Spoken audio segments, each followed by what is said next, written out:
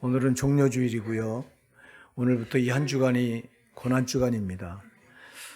예수님께서 나이 30에 사역을 시작하시고 3년 동안 그 사역을 갈릴리를 거점으로 거기서 사역을 계속 하시다가 이제 드디어 모든 사역을 마감하시기 위해서 예루살렘에 들어오신 날이 오늘 종려주일입니다.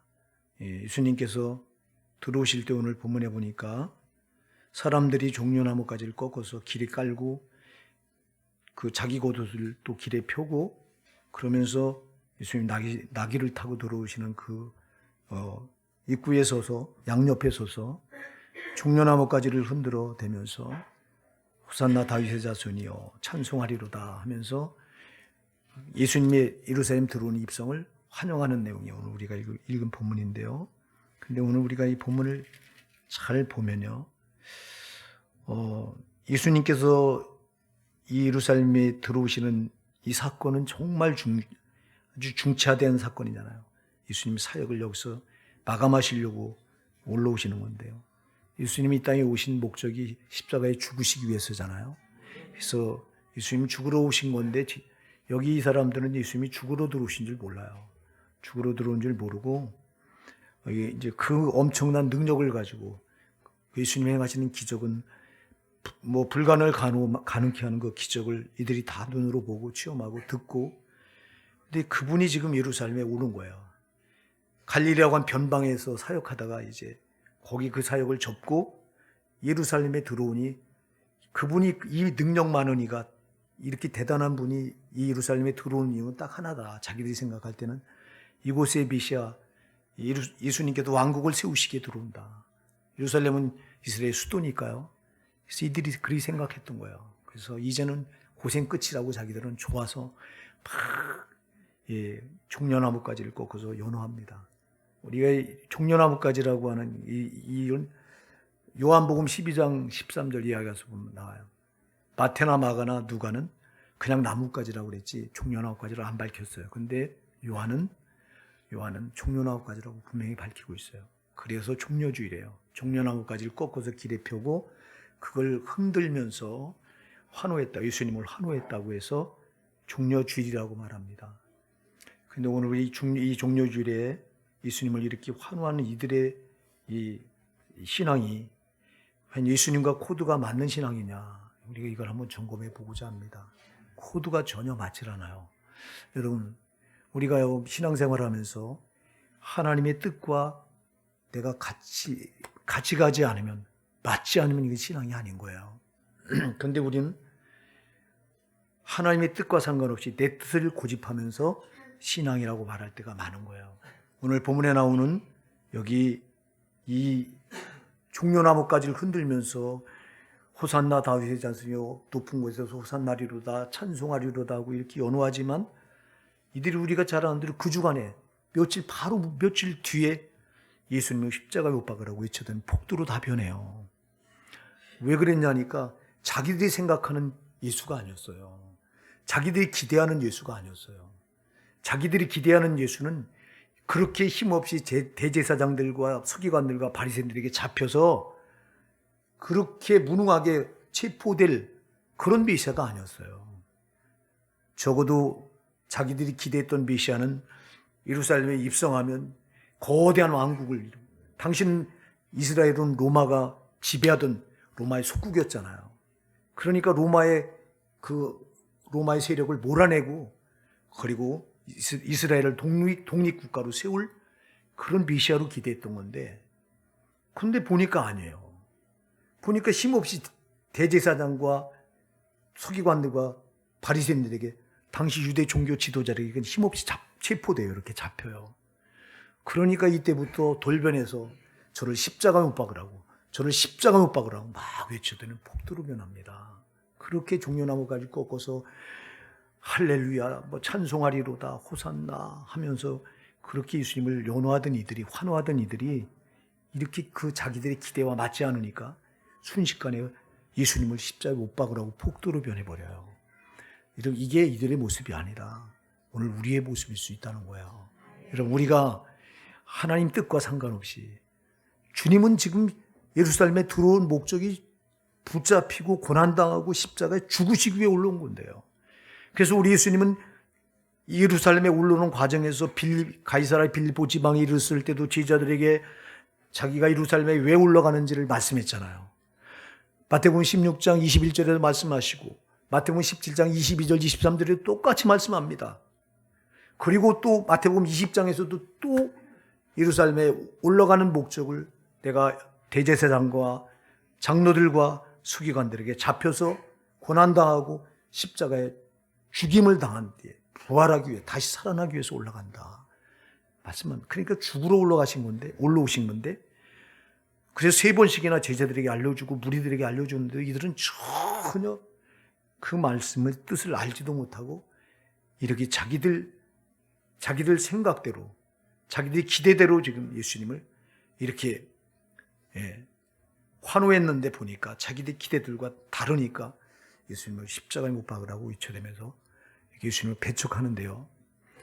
여러분, 그래서 우리가 오늘 이 종려주일에 꼭 기억해야 될 것이 뭐냐 하니까 내 신앙이 과연 하나님 뜻과 맞는가 점검해 보시기 바랍니다. 하나님의 뜻과 다르면 안 돼요. 하나님의 뜻은, 우리 예수님의 뜻은 자기가 죽는 건데, 죽고 부활함으로 사역을 마감하는 건데, 그런데 이들은 전혀 알지 못하고 그걸 3번씩이나 강력하게 일러줬는데도 받아들이지 않고 자기 생각대로 자기들 기대대로 예수님을 지금 그렇게 믿는 거예요. 여러분, 우리 생각이 아닙니다. 우리 뜻이 아닙니다. 하나님의 뜻입니다.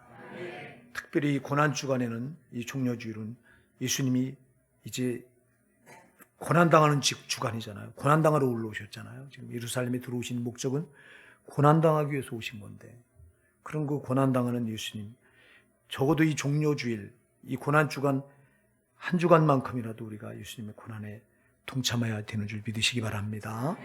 이 한 주간만이라도 여러분 정말 오락 같은 거 금하시고, 여러분 특히 고기 같은 것도 여러분 금하시고, 이 한 주간만이라도 금식하시면서 예수님의 고난에 동참하시길 바랍니다. 저도 오늘부터 금식에 이렇게 동참하고 있어요.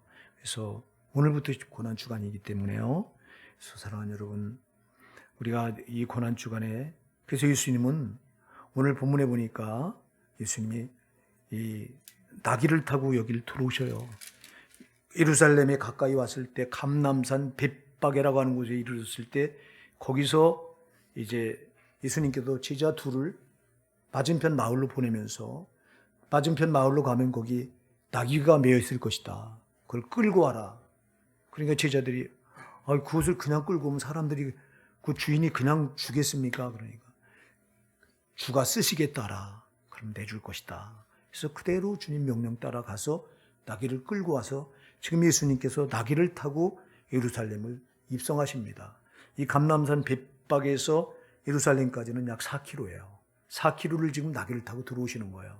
4km면 십리잖아요. 십리라고 하는 거리를 나귀를 타고 들어오는데, 이 거리는 전통적으로 역사적으로 이 거리는 항상 이스라엘 왕들이 이제 다른 나라와 싸워서 승리할 때, 승리하고서 들어올 때 그 하얀 흰말은 승리를 상징하는데요. 하얀 백마를 타고 흰말을 타고 늠름하게 입성할 때, 그때 여인들이 종려나무 가지를 꺾어서 흔들면서 개성가를 부르면서 입성하던 길이 바로 이 길이에요. 4km. 감람산 벳바게에서 예루살렘까지 4km가, 그리 왕들이 개선가를 부르면서 백마를 타고 하얀 말을 타고 늠름하게 입성할 때 막 사람들이 길가에서 막 환호하면서 승리가, 왜 우리가 그 사울 왕이 블레셋과 싸워 이겨서 돌아올 때 그 환호하잖아요. 막 여인들이요. 종려나무 가지를 꺾어서 막 사울이 죽인 자는 천천히요, 다윗이 죽인 자는 만만히로다. 다윗이 골리앗을 때를 눕히고 승리하고 돌아올 때 사울 왕보다 다윗을 더 높였다고, 그때부터 사울 왕이 다윗을 죽이려고 했죠. 바로 그 길이에요. 그 길. 그 길을 지금 예수님께서 들어오시는 거예요. 근데 나귀를 타고 들어와요. 자, 여러분이 왜 이 길을, 우리 예수님은 만왕의 왕이시잖아요. 예, 우주 만물을 창조하신 창조주잖아요. 우주 만물의 주인이시잖아요. 그럼 당당하게 나귀를 타고 들어와야지. 아니, 당당하게 흰 말을 타고 하얀 말을 타고 들어와야지. 왜 나귀를 타고 들어오시냐. 여기에 중요한 의미가 있다고 지금. 그러니까 여기 종려나무 가지를 꺾어서 막 흔들면서 호산나 다윗의 자손이요 찬송하리다 외치는 이들이요, 예수님께서 왜 나귀를 타고 들어오신가를 알았더라면 지금 이들이 이렇게 폭도로 변하지 않았을 거예요. 근데 이걸 모른 거예요. 예수님이 지금 이걸 나귀를 타고 들어가시면서 보여주는 거예요. 자, 여러분요, 이 나귀는 먼저 예수님 자신을 예시합니다. 할렐루야. 예수님 자신을 그대로 나타내 주고 있는 거예요, 나귀가. 자, 우리 예수님께서 이 땅에 오실 때 동정녀 마리아의 몸을 그 태를 빌려서 이 땅에 성령으로 잉태돼서 이 땅에 태어나실 때 우리가 잘 아는 대로 가장 낮은 곳에서 오셨잖아요. 그는 처음서부터 이렇게 오시기를 사람의 몸을 입고 이 땅에 태어나신 자체가 그가 왕으로 오신 게 아니라 종으로 오신 거예요. 종으로. 그래서 종을 상징하는 거예요, 나귀는. 자, 여러분, 우리가 나귀라고 하는 짐승은요, 여러분, 짐승 중에 가장 비천하게 여기는 짐승이에요. 가장 천하게 여기는 짐승이에요. 그래서 그때 당시에 집집마다 나귀가 없는 집이 없었어요. 저 어떤 분들은 아기 예수가 태어나셨을 때 마구간에 태어났다 막 이래요. 마구간에 태어나셨다. 아니에요. 마구간이 아니에요. 당시에 유대 사람 마구간은 귀족이나 말들이 있었지 서민들에게는 말이 아니라 나귀예요. 당시에 이스라엘 서민들은 다 집집마다 나귀를 기르고 있었어요. 그러니까 나귀는 아주 짐승 중에 아주 흔한 거고 비천한 거고 아주 그런 거예요. 대신 말은 귀한 거고. 근데 우리 예수님은 말을 타고 오지 않고 나귀를 타고 입성하신다고. 근데 말을 타고 오시는 때가 있다고. 여러분들 요한계시록 19장 11절에 가서 보면 그때 예수님께서 심판주로 오실 때 그때 하얀 백마를 타고 오신다고 말씀하고 있어요. 할렐루야.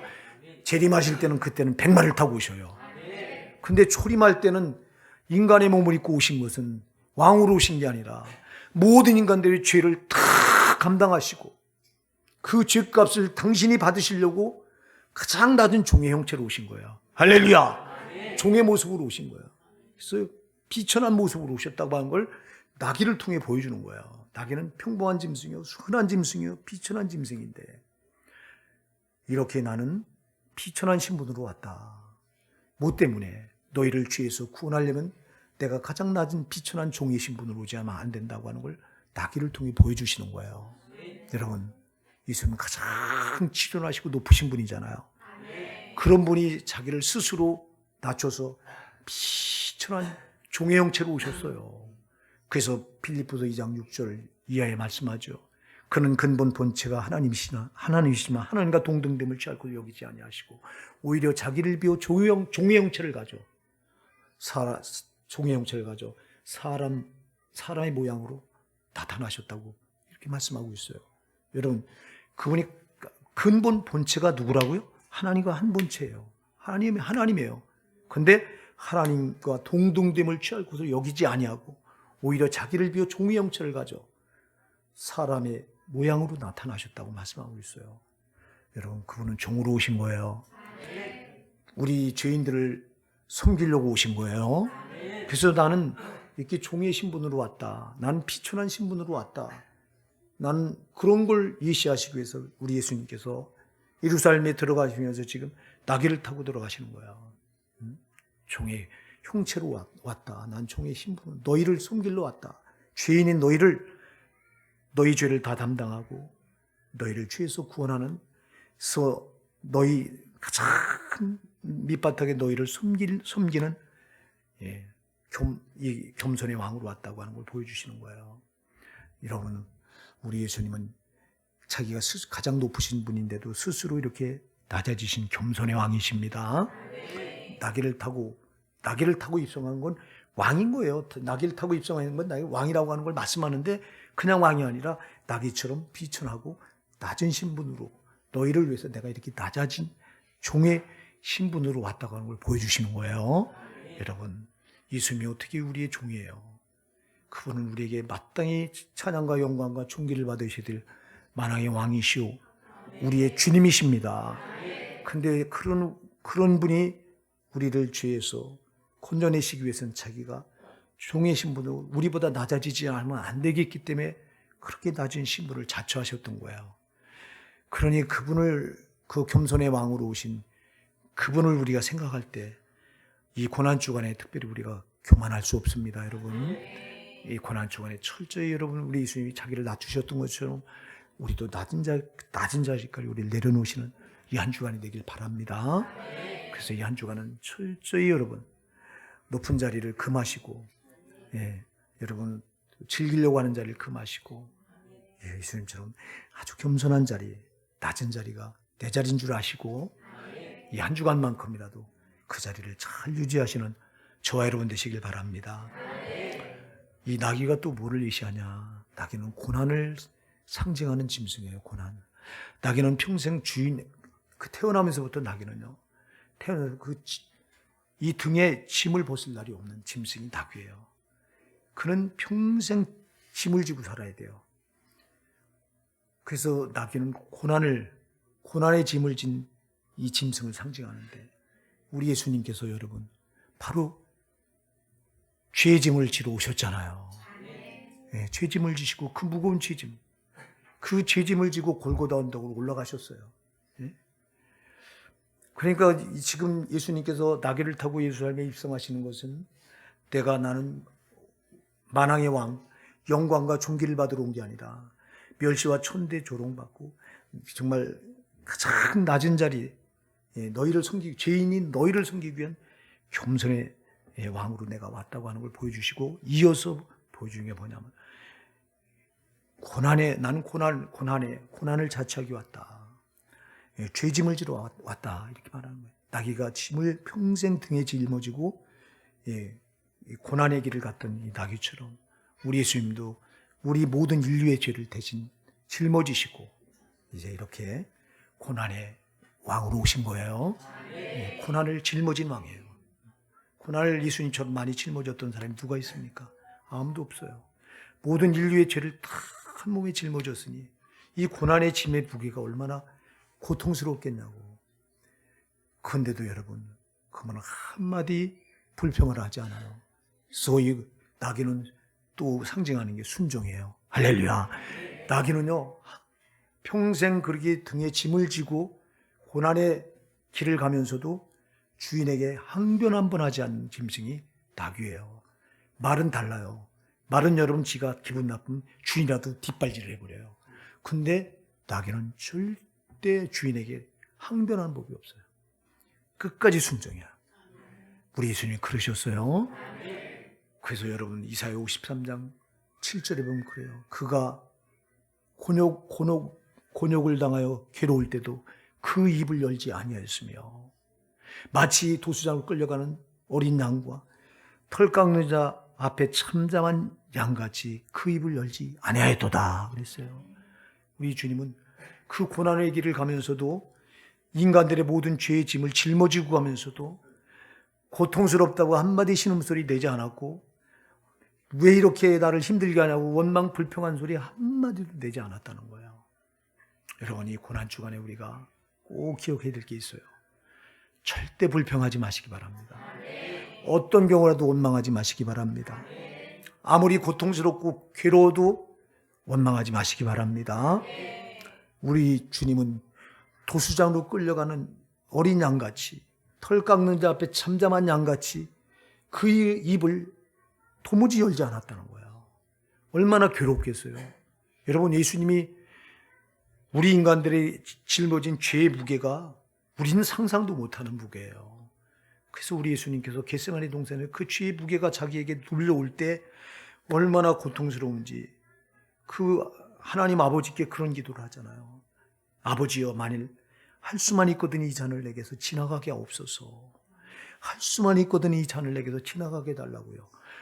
모든 인간의 죄의 무게가 그 겟세마네 동산에 자기를 찍어 누르는데 못 견디겠는 거예요.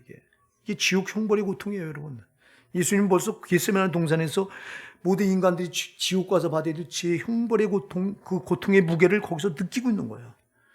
그래서 만일 할 수만 있거든 이 잔을 내게서 지나가게 해달라고 기도해요.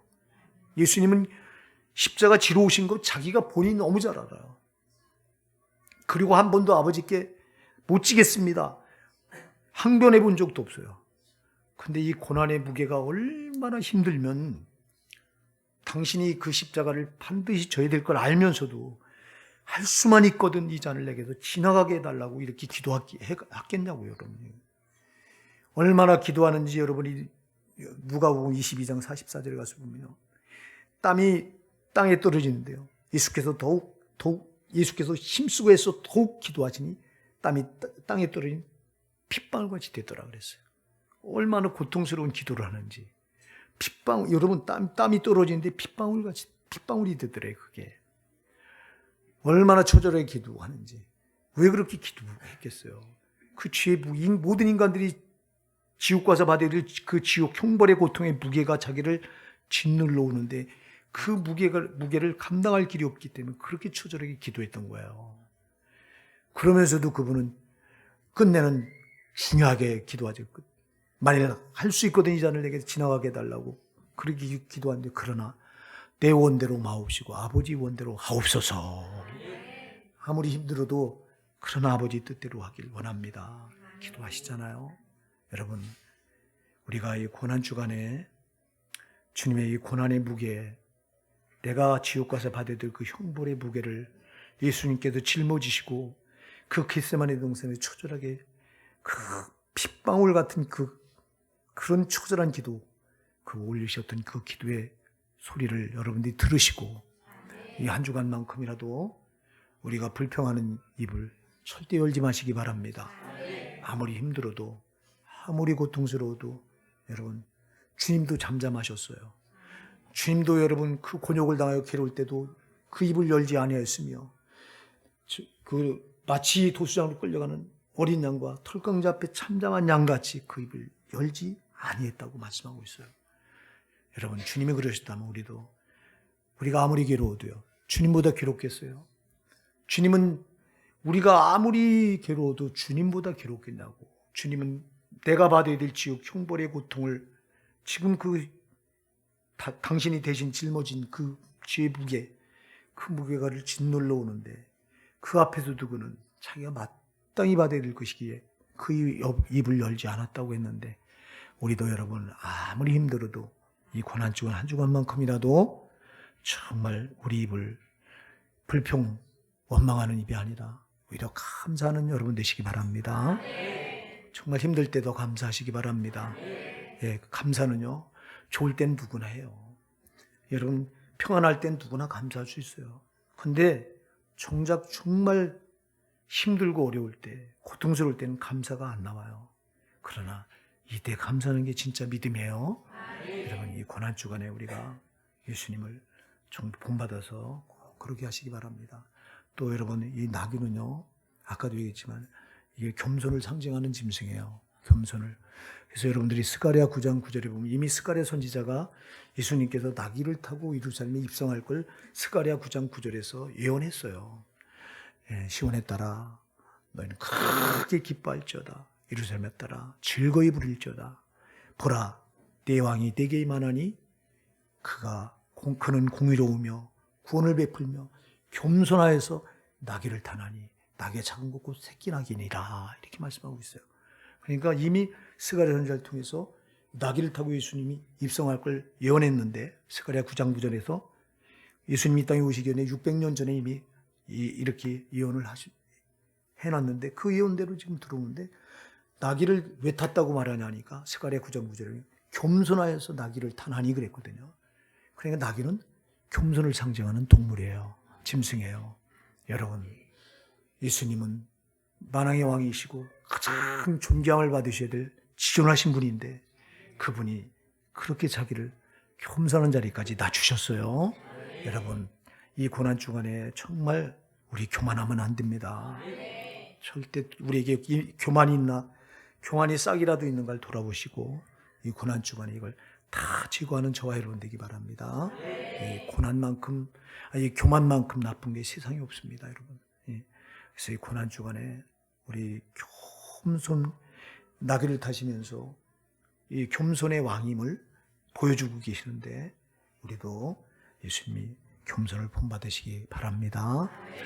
또 하나 나귀가 상징하는 게 뭐냐? 나귀는 평화를 상징합니다. 나귀는요 사납질 않아요. 가장 온순한 짐승이 나귀예요. 그래서 나귀는 다투는 법이 없어요. 나귀는 말들은 다퉈요. 주도권을 잡기 위해서 말들은 다투고 하는데 나귀는 절대 다투는 법이 없어요. 너무 온순해서. 주님 말씀하십니다. 나는 마음이 온유하다. 할렐루야. 나는 마음이 온유하고 겸손하니 나의 명을 배우고 내게 배우라고 말씀하셨어요. 그러면 너희 마음이 힘을 얻으리니 그랬어요. 사랑하는 여러분, 우리 예수님 이렇게 나귀를 타고 오신 것은 평화의 왕으로 오셨다고 하는 걸 상징하는 거예요. 그래서 예수님은 이 땅에 오셔서 다투는 거 보셨어요? 우리 예수님이 이 땅에 오셔서 큰 소리 치는 거 보셨어요? 우리 예수님이 이 땅에 오셔서 여러분 자기를 십자가에 못 박는 로마 군병들을 향해서 여러분 그들을 위해서 기도해 주시잖아요. 자기를 십자가에 못 박는 원수까지라도 그는 화를 내는 게 아니라 왜 억울하잖아요. 정말 우리 예수님이 당하신 고난은 애매히 당한 고난입니다. 억울하게 당한 고난입니다. 그분이 무슨 죄가 있습니까? 고난은 죄 때문에 오는 건데 그건 죄가 전혀 없으신 분이잖아요. 요한일서 2장 5절에서 요한일서 2장 5절에서 분명히 말합니다. 그는 죄가 전혀 없으시니라. 할렐루야. 죄가 전혀 없는 분이에요. 죄가 전혀 없는데 애매히 고난을 받아요. 누구 때문에? 내 죄 때문에. 내 죄 때문에 그분이 고난을 받아요. 여러분. 그러면 애매히 고난을 받는데 억울하잖아요. 억울하면 자기를 십자가에 못 박는 로마 군병들을 향해서 항변할 수 있잖아요. 따질 수 있잖아요. 그런데 항변하는 게 아니다. 그들을 위해 기도해줘요. 아버지여, 저들이 하는 짓을 알지 못하나이다. 자기들이 하는 것을 알지 못하나이다. 저들의 죄를 사하여 주옵소서. 오히려 저들의 죄를 용서해달라고 아버지께 기도하는 우리 예수님의 이 모습. 분쟁이 아니라 평화, 화평을 이루러 오신 예수님. 사랑하는 여러분, 그래서 이 고난주간에 우리가 여러분이 어디에 계시든 여러분이 계신 자리에 화평이 일어나는 자리가 되길 바랍니다. 내가 있는 자리는 화목이 일어나는 자리가 되어야 돼요. 우리가 고린도후서 18절에 보면 하나님께서 아버지께서 예수 그리스도를 말미암아 우리를 자기와 화목하게 하시고 우리에게 화목하게 하는 직책을 주셨다고 그랬어요. 그래서 예수님은 화목제물로 오신 거예요. 평화의 왕으로 오신 거예요. 그분이 오셔서 평화를 이루시기 온 거예요. 그러니까 여러분 거듭 말씀드려요. 내가 있는 곳엔 절대 평화가 있어야 돼요. 불화가 있으면 안 돼요. 여러분 가정에서부터 이게 시작이 돼야 됩니다. 고난주간에 특별히 여러분 가정의 불화는 절대 피하셔야 돼요. 마귀는 여러분들을 또 속여서 가정의 불화를 만들려고 또 아주 이 고난주간에 특히 더 역사해 주거든요. 저 원수는요, 이 고난주간에 예수님을 십자가에 아주 처절히 못 박아서 저들이 승리한 줄로 착각할 정도로 저들은 고난주간에 강력하게 역사를 했거든요. 고난주간에 예수님이 십자가에 죽일 정도로까지 역사했던 저들이 고난주간에 우리도 똑같이 그래요. 그래서 고난주간에 얼마나 힘든지 아세요? 여러분 이 한 주간을 여러분들이 잘 대비하셔야 돼요. 이 한 주간에 마귀 역사가 아주 더 득세하는 기간이에요. 그래서 이 주간에 여러분들이 금식하면서 더 기도하셔야 되는 거라고. 예수님도 이 시간에 예수님의 사역을 저들이 얼마나 회방하고 가로막았습니까? 저 마귀가. 예? 바리새인들을 통해서 처음에 태어나자마자 헤롯 왕을 이용해서 예수님을 죽이려고 마귀가 발악을 했죠. 그리고 예수님이 이제 나이 30이 돼 공생의 사역을 시작하니까 이때부터 이제 예수님을 광야로 이끌어내서 거기서부터 앞길을 회방하는데 바리새인들을 사용하고 서기관들을 쓰고 대제사장들을 쓰고 지가 이용할 수 있는 자들이 있다면 다 이용해서 예수님 사역을 악착같이 가로막습니다. 그런데 가장 크게 회방한 곳이 바로 예수님 십자가 죽으심이에요. 여기서 완전히 예수를 제거해버리잖아요. 지가 이긴 줄 알았죠. 그러나 예수님 부활해서 승리를 선포하셨잖아요. 여러분 그래서 이 고난주간에 예수님을 십자가에 못 박혀 죽일 정도로 그렇게 강력하게 마귀가 역사했기 때문에 예수를 따르는 우리도 고난 주간에 강력한 마귀의 역사가 있음을 여러분 미리 대비하시기 바랍니다. 이걸 대비하셔야 돼요. 이걸 대비하려면 우리가 기도밖에 없어요. 그러니까 여러분이 고난 주간만큼이라도 여러분들이 꼭 기도에 동참하셔서 여러분 고난을 미리 대비하시기 바랍니다. 사순절에 특히 사순절에 마귀가 역사하는 기간이에요. 그래서 우리 신앙을 넘어뜨리게 하려고 하고 우리 생에 고난을 탁 던져놔서 우리로 하여금 낙심하게 만들게 하려고 하는 절기가 이 사순절이고요. 그래서 사순절에는 우리가 또 경건하게 주님 그 고난 자리에 나가서 우리가 기도로 무릎 꿇고 동참해야 되는 기간이 사순절이에요. 그리고 고난 주간은 사순절이 마지막 주간이기 때문에 마귀 역사가 더 극에 달하는 주간이라 여러분 이때가 더 아주 힘쓰고 애쓰셔야 됩니다.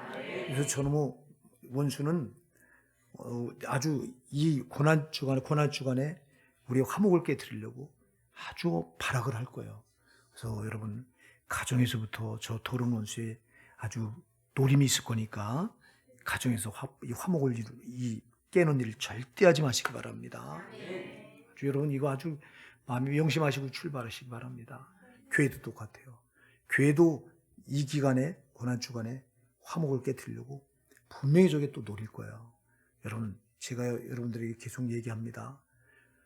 구원받은 내가 성령의 도구로 쓰임 받으셔야지 절대 마귀의 도구로 쓰임 받으면 안 됩니다. 여러분 마귀의 도구로 쓰임 받으면 우리가 예수 몰랐을 때로 끝나야 돼요. 우리가 예수 몰랐을 때는 밤낮 마귀에게 죄로 묶여서 마귀의 지배를 받던 자들이고 마귀의 도구로 쓰임 받던 그런 사람들이에요 우리가. 근데 이제는 아니에요. 이제 예수 피를 만나서 하나님 아들로 신분이 바뀌어졌어요. 그럼 나는 성령께 붙들려 하나님 위해 쓰임받아야 될 거룩한 도구가 돼야 돼요. 근데 우리가 잘못하면 저 더러운 원수가 또 우리를 속여서 또 이렇게 불의의 병기로 날 쓸 수 있어요. 그 기간이 특히 이 고난주간입니다. 그래서 사랑하는 여러분, 고난주간에 여러분들이요 특히 저 더러운 원수의 불의의 병기로 쓰임받지 않도록 조심하시기 바랍니다. 오늘 본문에 나오는 여기 이 종려나무가지를 꺾어서 팍 흔드는 자들, 겉옷을 펴서 길에 깔고 종려나무 가지 꺾어서 길에 깔고서 예수님 들어온 길을 이렇게 예비하면서 그 종려나무 가지를 꺾어서 환호하는 이들이요. 이들이 왜 예수님을 십자가에 못 박으라고 폭도로 변합니까? 며칠 뒤에. 사흘 뒤에 그렇게 변하는데 왜 그렇게 변할까요? 왜 그렇게 변할까요? 저는 사흘로 봐요. 성금요일 그래서 많은 신학자들은 예수님이 금요일 날 십자가 못 박혔다고 보는데 저는 개인적으로 수요일이라고 봐요. 그러나 제 주장을 내세우면 안 되잖아요. 많은 이들이 이렇게 금요일이라고 말하니까 그래 금요일을 따라갈 뿐인데 그럼 며칠 뒤에 이렇게 폭도로 변하는 이유가 뭐예요? 아니 그렇게 예수님을 열렬하게 환호하던 자들이 한순간에 폭도로 변해요. 자 여러분 예수님을 환호한다고 하는 건 여러분 이거 뭐예요? 그때는 마귀가 쓰지 않은 거예요. 마귀가 쓰면 절대 마귀는 예수를 환호하게 놔두질 않아요. 잘 기억하셔야 돼요. 여러분 마귀는 지가 환호를 받는 놈이지 지가 영광을 받으려고 하는 놈이지 왜 우리 성도를 마귀가 비유해요? 마귀는 우리가 예수님 몰랐을 때는 우리가 죄를 지면서 마귀를 환호하던 자들이에요. 마귀에게 영광을 돌려주던 사람들이 우리예요. 근데 우리가 예수님 만나서 이제는 마귀에게 영광을 돌려줄 수가 없잖아요. 우리 하나님을 환호하며 하나님께 영광을 돌려드려야 되잖아요. 그래서 우리가 하나님 저한테 영광을 돌리지 않고 하나님께 영광을 돌린다고 우리를 비유하는 거예요, 마귀가. 그러면 이 환호하던 무리들은 이때는 정말 마귀에게 붙들렸던 자들이 아닌데 불과 며칠 뒤에 이들이 폭도로 변해 예수를 십자가 못 박게 하는 장본인 뭐라고까지 못 박아요. 뭐라고까지 외쳐요. 그 죄를 빌라도가 말합니다. 야, 너희가 죽이려고 하는 예수가 죄가 없다. 나는 죄가 없다. 나는 죄가 없다고 이 대야에다 물을 쏟다가 손을 씻잖아요. 그때 이들이 뭐라고 외칩니까? 이 무리들이. 그 죄를 우리 자손에게 돌리소서. 그 핏값을 우리 자손에게 돌리소서 그래요. 그래서 저들이 그대로 그 말이요. 여러분 그래서 하나님 앞에 말을 함부로 하면 안 돼. 그 핏값을 우리 자손에게 돌리라고 해서 여러분 그래서 주 70년에 로마가 이스라엘을 침략해 들어와서 완전히 무너뜨리고 그때부터 저들이 나라를 잃고요. 2000년 동안 유리 방황하는 민족이 돼요. 네? 그 자손 피값을 돌리라고 죄값을 자손에 돌리라고 하는 것 때문에 그 후손들이 나라를 잃어버리고요. 그래서 여러분 1945년에 유엔에서 지금 있는 이 가나안 땅 있잖아요. 거기를 지금 그게 옛날 이스라엘 땅이었지 않냐. 2000년 전에 이스라엘 땅이니까 그 땅을 거기다가 정착하게 하자. 그리고 이스라엘을 그 땅을 1945년 유엔에서 결정해서 그 땅을 줘서 그들이 거기서 정착을 하면서부터 거기 2000년 전 터를 잡고 살던 팔레스타인 민족과 그래서 지금까지 분쟁이 일어나는 거야 이게요. 여러분 그 말을 하지 않았더라면 저들이 나라를 잃고 유리할 이유가 어디 있냐고. 그래서 우리가 하나님 앞에 함부로 나쁜 말은 뱉으면 안 됩니다. 하나님은 다 듣고 계세요. 예.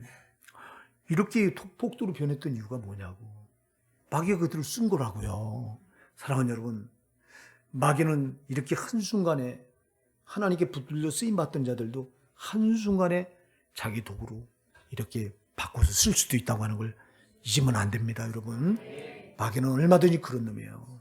그러니까 이 종려주일에 우리 고난주간에 나를 저놈이 나도 제 도구로 쓸 수 있다고 하는 거 우리가 꼭 명심하셔서 여러분들이 마귀의 도구로 쓰임받지 않도록 정신 바짝 차리시기 바랍니다. 그러려니까 기도밖에 없다. 그러려니까 그냥 기도하지 마시고 금식하시면서 기도하시면 좋습니다. 그러나 금식은 연약한 분들은 하지 마세요.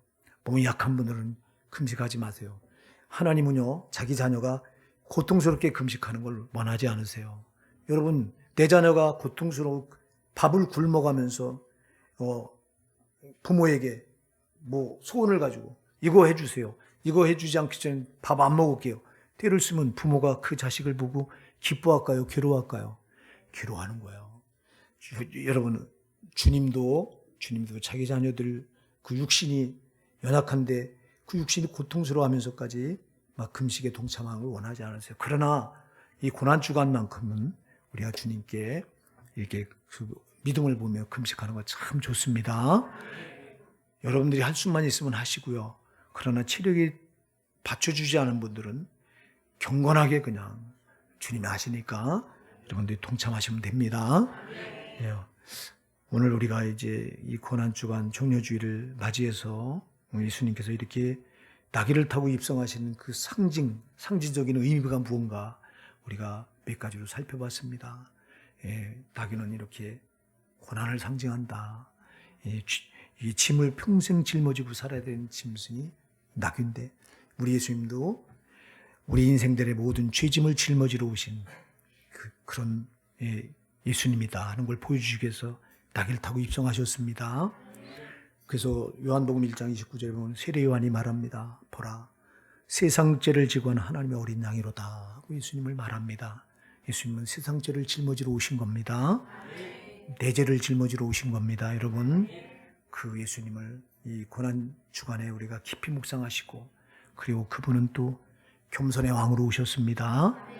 자기가 가장 낮은 자리에 있지 않고는 인간들을 구원할 수 없기에 가장 낮은 자리로 스스로 겸손의 자리로 자기를 낮추신 겸손의 왕이다 하는 걸 나귀를 통해서 보여주신 거고요. 그분은 또 여러분 이제 평화의 왕으로 오신 겁니다. 평화의 왕으로. 예. 그러니까 여러분 화목을 이루러 오셨습니다. 우리 성도는요 하나님 나라 가는 그날까지 절대 화목제물인 걸, 화목사신인 걸 잊지 마시기 바랍니다. 화목하게는 직책을 우리에게 주셨다고 그랬어요. 고린도후서 5장 18절에서 그래서 우리는 어디 가든 화목을 이루어야지 절대 분쟁을 일으키는 자가 돼서는 안 됩니다. 싸움을 일으키는 자는 마귀예요. 절대 그러지 마시고 절대 화목하시기 바랍니다. 고난주간에 특별히 여러분 가정이 화목하시기 바랍니다. 우리 교회가 화목하길 바랍니다. 여러분 이 고난주간 한 주간만큼이라도 주님의 고난에 지금 꼭 동참하셔서 주님의 고난의 무게를 아는 만큼이 믿음의 깊이다 그랬잖아요. 아멘. 여러분 고난에 예수님께서 나 같은 죄인을 위해서 십자가에 달려서 고통당하신 그 무게가 느껴지는 만큼이 그게 믿음의 크기예요. 예. 예수님이 나 같은 죄인에 의해서 십자가에서 그렇게 처절하게 고통당하신 무게가 나한테 전달이 안 된다면 여러분, 이건 믿음이 아닌 거예요. 제발 이 고난 주간만큼이라도 정말 예수님께서 그렇게 처절하게 절규하시는 음성을, 가상칠언, 십자가 달려 있어서 외치는 절규의 7마디 말씀을 여러분들이 지금 묵상하시고, 그리고 그분이 나 같은 죄인을 위해서 이 한 주간 집중적으로 고난받으셨잖아요. 예? 정말 그분이 당한 그 고난의 무게가 꼭 여러분들에게 전달이 돼서 이 고난 주간에 여러분이 신앙이 식어져 있었다면 이 고난 주간에 예수님의 고난의 무게를 통해서 여러분 신앙이 회복되는 역사가 있기를 바랍니다. 네.